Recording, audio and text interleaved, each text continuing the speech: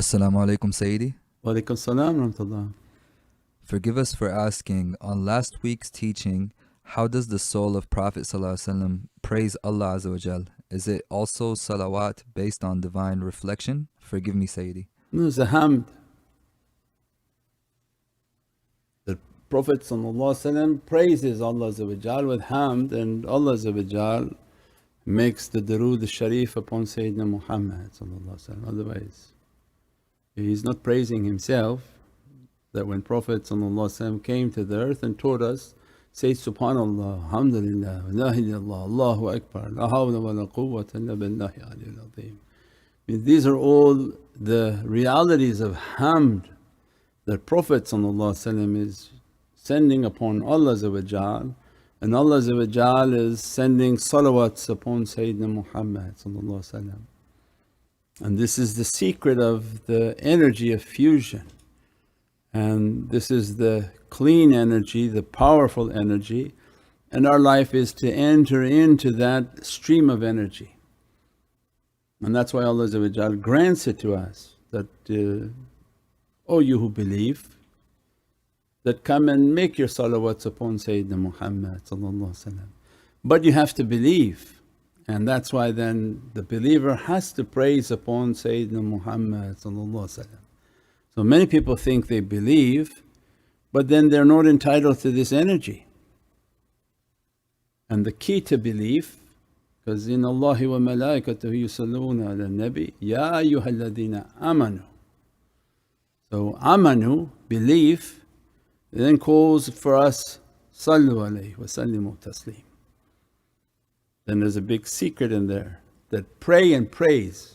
So when you start to pull the huruf of salawat, salla and salah, pray, praise, it's the same root. And what Allah gives you?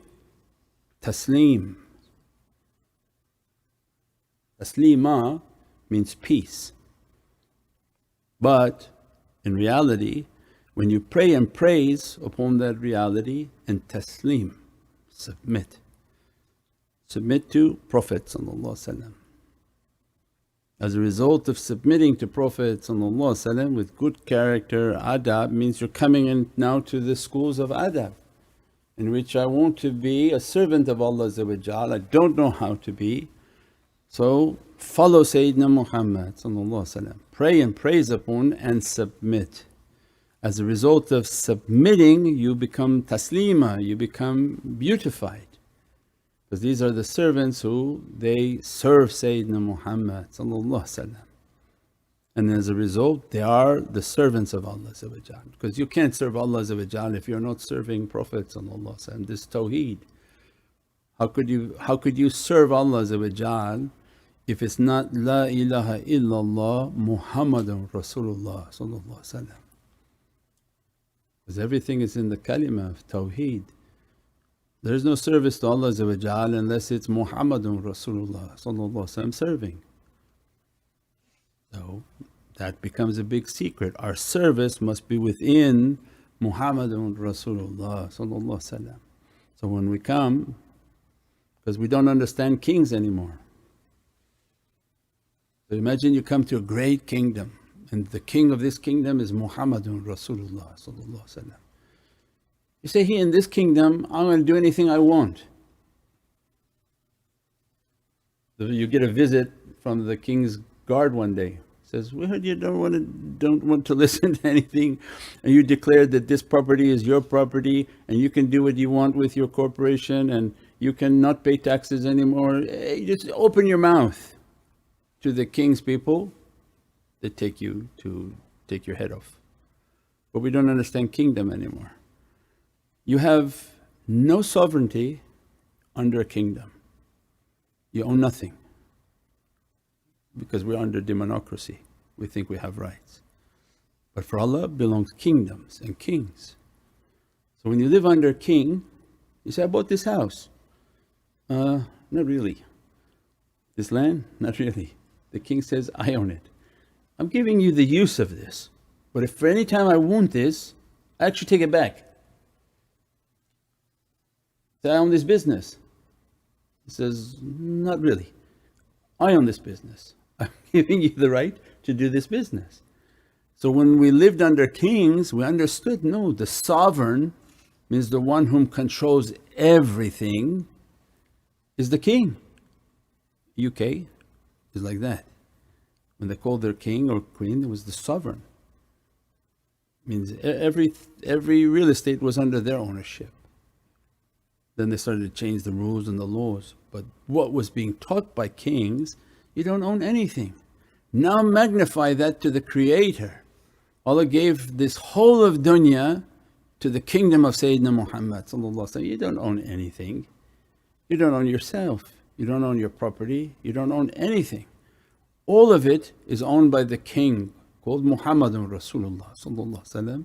You live within his kingdom to serve. If you serve the king correctly, then his authority, he bows down to Allah.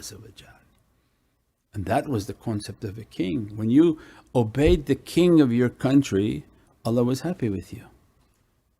You can't go and fight the king because Allah gave him the authority. And the people who did fight their kings, they were cursed by Allah.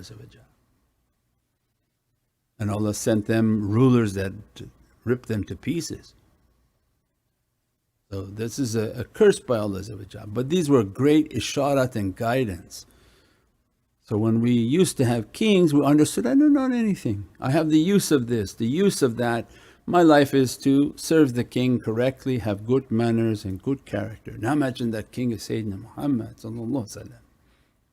who's generous and kind and humble and never shows his authority like that. But as a result of being good in that kingdom, serving that kingdom, he said, Ya Rasul Kareem, how to serve all the servants of your kingdom. He says, go do da'wah to them and tell them I'm loving and I'm kind and I love them and I'll intercede for them.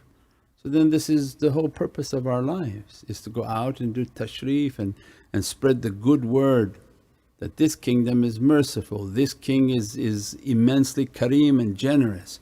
Come to the religion that he's given to us, which is Islam.